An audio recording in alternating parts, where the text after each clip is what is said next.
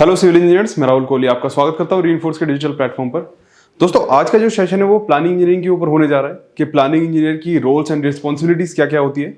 तो चलिए दोस्तों, सेशन को स्टार्ट करते हैं। दोस्तों, अगर आप भी प्लानिंग इंजीनियर बनने की सोच रहे हैं तो बहुत ही अच्छा सोच रहे हैं, क्योंकि कंस्ट्रक्शन इंडस्ट्री में अगर आप लोग कम से कम 4-5 साल बिता चुके हैं या फिर और भी ज्यादा एक्सपीरियंस ले चुके हैं तो आपके लिए बहुत ही अच्छी फील्ड होगी प्लानिंग इंजीनियरिंग की।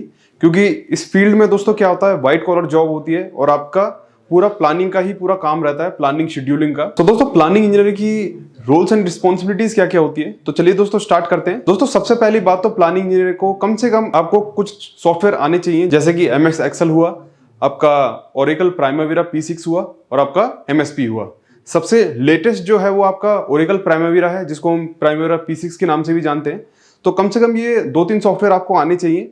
ज्यादातर किस चीज पे फोकस किया जाता है, जो हमारा प्लानिंग के लिए यूज होता है वो होता है हमारा प्राइमावेरा P6। MSP भी पहले यूज होता था, बट उसका एडवांस वर्जन है प्राइमावेरा P6, इसलिए ज्यादातर कंपनीज में अब प्राइमावेरा P6 का यूज होने लगा है। दोस्तों, प्लानिंग इंजीनियर की मेन रिस्पॉन्सिबिलिटीज क्या होती है, जो वो प्रोजेक्ट बना रहा है उसको ऑन टाइम पर खत्म करना और उसी बजट में उसको खत्म करवाना, ये एक सबसे बड़ा रिस्पॉन्सिबिलिटी होती है एक प्लानिंग इंजीनियर की। क्योंकि आपने देखा होगा, जो भी हमें प्रोजेक्ट साइन होते हैं उसकी कॉस्ट जो है बहुत बड़ी बड़ी होती है, जैसे कि 300 करोड़ का, 400 करोड़ का। तो उसी बजट में और उसी टाइम पीरियड में उसको फिनिश करवाना बहुत ही ज्यादा चैलेंजिंग हो जाता है। इस वजह से प्लानिंग इंजीनियर के ऊपर एक बहुत बड़ी जिम्मेदारी होती है उस प्रोजेक्ट को उसी टाइम पर खत्म करवाना, जैसे कि 2.5 साल 3 साल, इन 3 साल में खत्म करवाना और उसी बजट में उसको खत्म करवाना। तो ये मेन रिस्पॉन्सिबिलिटी होती है एक प्लानिंग इंजीनियर की। फिर आता है दोस्तों, जो उसने बजट बनाया है उसको वो किस तरीके से शेड्यूल करता है। जैसे कि शेड्यूलिंग जो होती है वो उसकी एक बार में ही बना ली जाती है। जैसे कि अगर हम आज से कोई काम शुरू करने वाले हैं तो उसकी पहले से ही प्री प्लानिंग कर ली जाती है कि ये इस डेट से इस डेट में खत्म हो जाएगा। जैसे कि 2023 से लेकर 2026 में ये काम कंप्लीट हो जाएगा। तो इसकी पूरी शेड्यूलिंग एक प्लानिंग इंजीनियर बना देता है कि पूरे 3 साल में कौन कौन सा वर्क किस किस दिन पे होना है। जैसे 15 दिन में एक स्लैब कास्ट होनी है, उसके 10 दिन बाद दोबारा से स्लैब कास्ट होनी है। तो ये सारा जितना भी उसका शेड्यूल है ये वो बना देता है और उसी चीज को क्या करते हैं, ये ट्रैकिंग करते रहते हैं, जिससे कि जो प्रोजेक्ट है वो ऑन टाइम चलता रहे, मतलब कि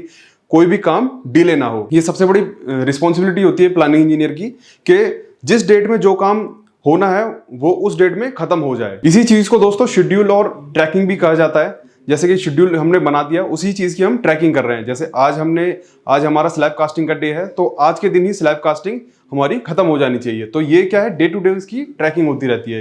ये मंथली भी होती है, ईयरली भी होती है और क्वार्टरली भी होती है। और दोस्तों, इसमें किस सॉफ्टवेयर का यूज किया जाता है, इसमें MSP का और प्राइमावेरा P6 का यूज किया जाता है। ये दोनों सॉफ्टवेयर इसके लिए बहुत यूजफुल होते हैं। फिर आते हैं दोस्तों बजट को कंट्रोल करना, क्योंकि जितना भी एक बजट बना है, जैसे कि आपको ये हॉस्पिटल बनवाना है तो उसके लिए 300 करोड़ का खर्च लग रहा है। तो प्लानिंग इंजीनियर के अंडर में होता है कि जिस बजट में वो प्रोजेक्ट आपको सैंक्शन हुआ है उसी बजट में आपको ये सारा काम खत्म करवाना है। बजट ज्यादा नहीं जाना चाहिए। तो ये भी किसके कंट्रोल में रहता है, ये प्लानिंग इंजीनियर के कंट्रोल में रहता है, क्योंकि इसी से सारी चीजें लिंक होती है। साथ साथ प्लानिंग इंजीनियर को बहुत सारी चीजें मेंटेन करके रखनी पड़ती है, जैसे कि कैश फ्लो शीट हो गई, आपका कंस्ट्रक्शन ऑफ कॉस्ट हो गई।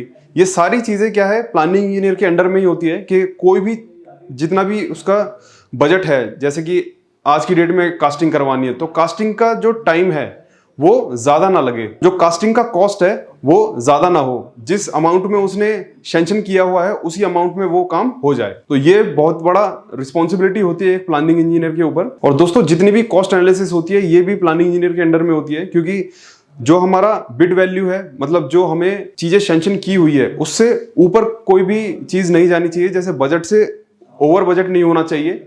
तो ये बहुत बड़ा रिस्पॉन्सिबिलिटी होती है एक प्लानिंग इंजीनियर के ऊपर। जो आपका बजट है, जैसे आपका 300 करोड़ का जो बजट आपको सैंक्शन हुआ है वो ज्यादा ना हो जाए, कहीं आप 300 करोड़ से ऊपर हो जाए। फिर देखते हैं दोस्तों मटेरियल मैनेजमेंट। ये भी एक रिस्पॉन्सिबिलिटी होती है एक प्लानिंग इंजीनियर के ऊपर, क्योंकि हमारी साइट पर जितना भी मटेरियल आता है, जो भी स्टॉक में है, स्टॉक में नहीं है, ये सारी इंफॉर्मेशन एक प्लानिंग इंजीनियर के पास जाती है।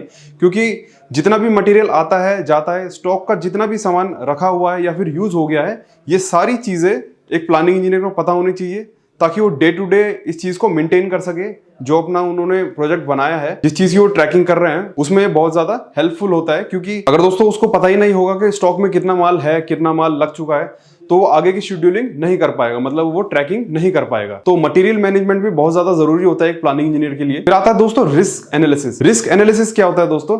जैसे हम कोई प्रोजेक्ट बनाते हैं, कोई प्रोजेक्ट हम शेड्यूलिंग करते हैं, तो उसमें हम एक रिस्क एनालिसिस भी लेके चलते हैं कि हमारी साइट पर बहुत बार बहुत से क्रिटिकल इश्यूज हो जाते हैं, जैसे कि कोई हादसा हो गया, उसकी वजह से साइट बंद है, या फिर आपने बीते दिनों में देखा ही होगा कि जो कोविड था उसके वजह से बहुत सारी साइट्स बहुत दिनों के लिए बंद रही थी। तो साइट बंद रहने से दोस्तों घाटा किसका होता है? एक कंपनी का होता है और एक कॉन्ट्रैक्टर का होता है।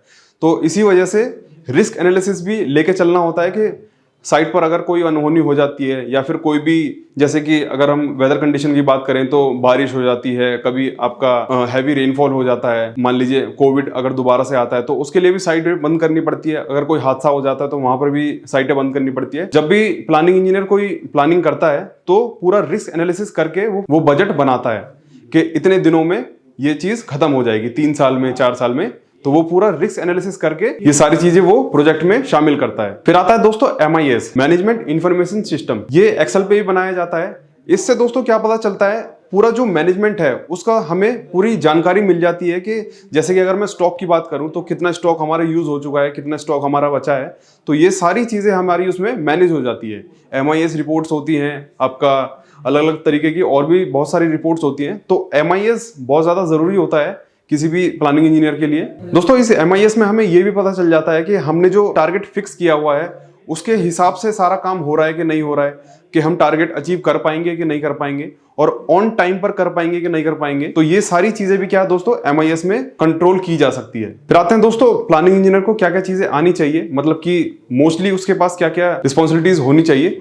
जैसे कि आप लोगों ने सुना ही होगा कि प्लानिंग इंजीनियर को एक कोर डिपार्टमेंट माना जाता है। तो उसके लिए दोस्तों हमें एक वैल्यू इंजीनियरिंग की भी जरूरत होती है।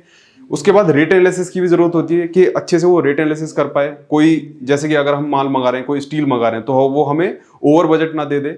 ऐसे ही दोस्तों प्लानिंग इंजीनियर का हर किसी के साथ एक कोऑर्डिनेशन होना चाहिए, हर टीम के साथ कोऑर्डिनेट होना चाहिए कि टेस्टिंग की टीम क्या कर रही है और आपका जो कॉन्ट्रैक्टर्स हैं वो क्या कर रहे हैं, डे टू डे काम ठीक से हो रहा है कि नहीं हो रहा है। और प्लानिंग इंजीनियर का डायरेक्ट कोऑर्डिनेशन होता है प्रोजेक्ट मैनेजर से, क्योंकि जितना भी काम होता है, जितना भी वर्क डन होता है, वो सारा एक प्रोजेक्ट मैनेजर को पता रहना चाहिए। क्योंकि प्रोजेक्ट मैनेजर और प्लानिंग इंजीनियर ये दोनों मिलकर ही प्रोजेक्ट को संभालते हैं। डे टू डे जो हमारी कंस्ट्रक्शन की साइकिल चलती है, ये एक प्लानिंग इंजीनियर को भी पता रहती है और एक प्रोजेक्ट मैनेजर को भी पता रहती है। तो इसी वजह से दोस्तों प्लानिंग इंजीनियरिंग क्या है, एक कोर पार्ट माना जाता है किसी भी कंस्ट्रक्शन साइट पर, किसी भी कंस्ट्रक्शन इंडस्ट्री में। तो दोस्तों आप लोगों को समझ में आ ही गया होगा कि प्लानिंग इंजीनियर की रोल्स एंड रिस्पॉन्सिबिलिटीज क्या क्या होती है। सो आई होप दोस्तों अगर आप लोगों को वीडियो अच्छी लगी हो तो प्लीज वीडियो को लाइक कीजिए, ज्यादा से ज्यादा शेयर कीजिए और हमारे रीइंफोर्स के चैनल को सब्सक्राइब कीजिए। Thank you so much.